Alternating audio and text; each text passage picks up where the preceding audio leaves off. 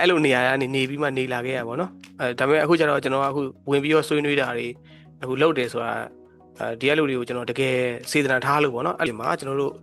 ဘယ်ဖြစ်ဖြစ်ပေါ့နော်ဘယ်နေပယ်မှာပဲဖြစ်ဖြစ်ကျွန်တော်ယုံကြည်မှုကအရေးကြီးဆုံးကျွန်တော်တို့အရင်နည်းတစ်ခုဖြစ်ပါတယ်။အားစီရဲ့အတွက်ကိုယ်စိတ်ထဲမှာယိုသားမှုရှိတယ်ပွင့်လင်းမှုရှိတယ်ဆိုလို့ရှိရင်စိတ်ဖိစီးမှုနည်းစေတယ်။မှားနေတယ်ပေါ့နော်။ဒါချင်းမှားတာတော့ဘာလို့ဆိုလို့ရှိရင်လည်းကိုယ့်အထက်လူကြီးတယောက်ကိုအဲ့ချိန်မှာကိုကပြောလိုက်လို့ရှိရင်အခုကတော့ပြောရမယ်ဆိုတော့အဲ့ဒီစာပဲပြောရမှာလားတခြားစာပဲအသေးကိုပြောရမှာလားဘယ်လိုလဲမသိဘူးနော် share ပေးပါကျွန်တော်က live မှတ်ပေးမယ်အဲ့ဒါကျွန်တော်လုပ်ပေးနိုင်တဲ့အရာကိုကျွန်တော်လုပ်ပေးတာဖြစ်ပါတယ်ပြီးတော့ကျွန်တော်စာစီစာရိုက်တွေကျွန်တော်လုပ်ပေးမယ်ပြီးတော့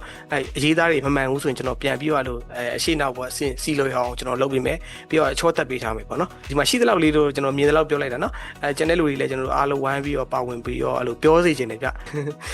โอเคအဲ့ဆိုကျွန်တော်တို့ဒီနေ့တော့ဒီလောက်ပဲနှုတ်ဆက်ကြမယ်အဲ့ဆိုဒီကလူတွေပြောစရာရှိသေးလားဟုတ်အဲ့လိုဒီကလူတွေရိုက်အောင်မယ်ဆိုရိုက်လို့ရတယ်နော်ဟုတ်ကျွန်တော်ဟိုလေစကားပြောတာတွေအများကြီးမပါဘူး personal တွေမပါဘူးကျွန်တော် video edit လေးနည်းနည်း10 minutes စာလေး edit ပြီးမှကျွန်တော်ရဲ့ page မှာတင်ခွင့်ပြုလို့ရလားဟုတ်ပါရဲ့ရှင်ဟုတ်အဲ့ဆိုကျွန်တော်တင်မယ်နော်ကျွန်တော် record လေးရိုက်လိုက်ပါမယ်ကျေးဇူးတင်ပါတယ်